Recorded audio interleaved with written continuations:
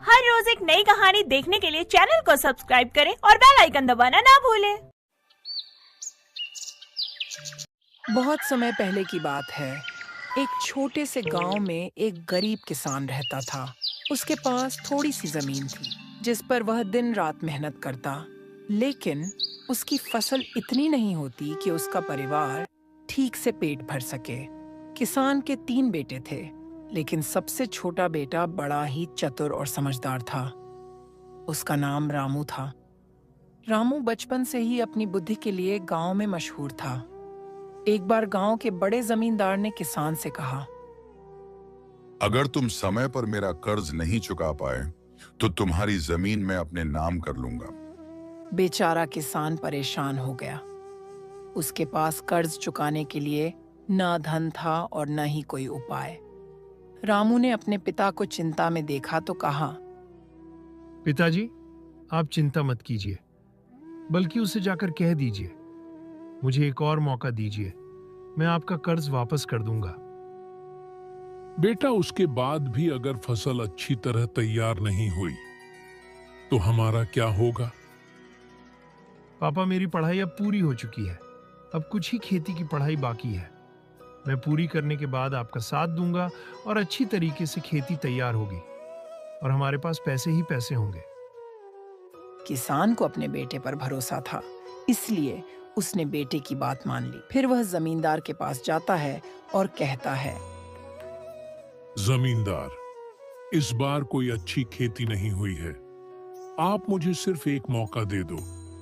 मेरी अगली फसल जो तैयार होगी उससे मैं आपका कर्ज पूरा कर दूंगा। जमींदार मन ही मन कहता है, कैसी पागलों जैसी बातें करता है। आज तक किसी किसान ने मेरा कर्ज नहीं लौटाया है। जमीन देखकर उसका छुटकारा हुआ है। यह कौन सा मैं का लाल है जो मुझे पैसे लौटा के देगा? हंसता हुआ जमींदार बोला, ठीक है, जाओ, एक और मौका दे देता हूं। रमेश घर पर आता है। रामू से कहता है, जमींदार ने एक और मौका दिया है। पापा, आपको अब कुछ करने की जरूरत नहीं है। सिर्फ और सिर्फ आप खेत को जोत कर तैयार कर लीजिए। मैं बीज और खाद का ऑर्डर कर देता हूँ। सारी चीजें घर पर आ जाएगी। रमेश खेत जोतकर तैयार कर देता है। 2 दिन बाद डिलीवरी वाला तरबूज के बीज, फर्टिलाइजर, बहुत से खाद और दवाइयां देकर चला गया। अगले दिन बाप बेटे ने मिलकर खाद डालकर तरबूज के बीज लगा दिए। थोड़े दिनों में तो तरबूज आ गए। कितने सुंदर तरबूज है। रामू, कितने सारे तरबूज आए हैं। बेटा, तूने बहुत अच्छी खेती करवाई है। इस बार तो तेरे पापा का सारा कर्ज अदा हो जाएगा। गांव के लोग भी रमेश की खेती देखने आते हैं। हत्ता के दूर दूर गांव से भी लोग रमेश की खेती देखने आने लगे। हर आदमी आकर रमेश से पूछता, ये सब किसने सिखाया? लगता है आपका बेटा रामू ही होगा। हाँ, बिल्कुल आपकी बात सही है। मेरा बेटा रामू ने यह खेती की है। उसने खेती का सारा नॉलेज हासिल किया है। अब सारे खेडूत रामू को पूछकर खेती करने लगे। सारे खेडूतों की खेती अच्छी होने लगी। खेडूतों की आमदनी दुगनी हो गई। रमेश के खेत में तरबूज बड़े बड़े हो गए। रमेश अपने हाथ से तरबूज को तोड़कर एक जगह इकट्ठा करने लगा। जब सारे तरबूज जमा हो गए तो गाड़ी में लौट करके रमेश बाजार में बेच आता है। इससे रमेश की अच्छी आमदनी होने लगती है। पापा, अब हमारे पास पैसे आ गए हैं। सबसे पहले हमें ये काम करना होगा। जो जमींदार का कर्ज है वह हमें दे देना चाहिए। हाँ बेटा, तेरी बात सही है। ठीक है बेटा, मैं अभी ही जमींदार को पैसे दे आता हूँ। जमींदार, लीजिए, यह आपका पैसा। मैं आपका शुक्रिया अदा करता हूँ कि आपने मुझे एक मौका दिया जिससे मेरा कर्ज अदा हो गया। रमेश, ये पैसे कहां से आए? मैंने इस बार जो खेती की थी ना, उससे मुझे बहुत अच्छी कमाई हुई।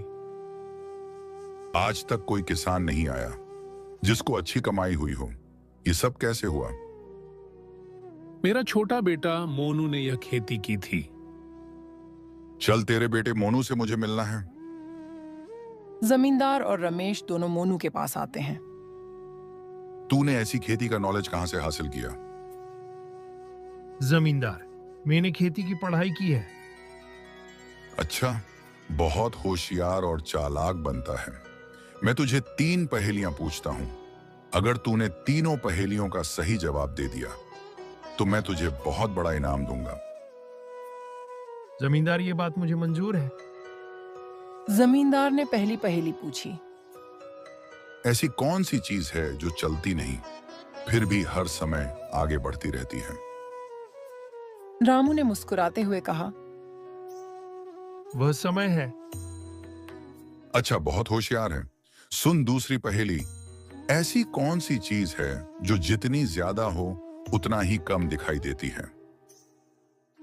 रामू ने कुछ देर सोचने के बाद जवाब दिया। अंधेरा। अब बारी थी तीसरी और अंतिम पहेली की।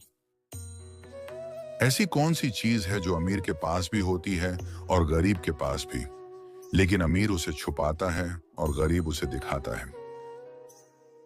अरे, ऐसी कौन सी चीज है? बहुत होशियार बनता था ना। अब बता। मुझे थोड़ी देर सोचने दो। 1 घंटे तक तुझे वक्त देता हूं। थोड़ी देर के बाद रामू ने कहा। अरे यार, वह है भूख। फिर जमींदार ने बहुत सारे पैसे रामू को दिए और गांव के लोग भी रामू से पूछकर खेती करने लगे। रामू की चतुराई और बुद्धिमानी ने न केवल अपने पिता की जमीन बचाई, बल्कि पूरे गांव में उसकी समझदारी की मिसाल कायम हो गई। किसान ने अपने बेटे पर गर्व महसूस किया और कहा, गरीबी कोई अभिशाप नहीं है। अगर मन में ज्ञान और साहस हो तो हर कठिनाई को हराया जा सकता है। इस तरह रामू की चतुराई से न केवल उसका परिवार खुशहाल हुआ, बल्कि गांव के अन्य किसानों को भी साहस मिला कि वे अपने हक के लिए खड़े हो सकते हैं। यह कहानी सिखाती है, ज्ञान सबसे बड़ी संपत्ति है। गरीबी या कठिनाइयां स्थायी नहीं होती। यदि आपके पास ज्ञान और मेहनत करने का साहस है तो आप किसी भी समस्या को हल कर सकते हैं। समस्या का समाधान चतुराई से करें। डरने और घबराने के बजाय समस्या को समझदारी से हल करना सबसे सही तरीका है। रामू ने अपनी बुद्धिमानी से न केवल अपने परिवार को बचाया, बल्कि पूरे गांव को नई दिशा दी।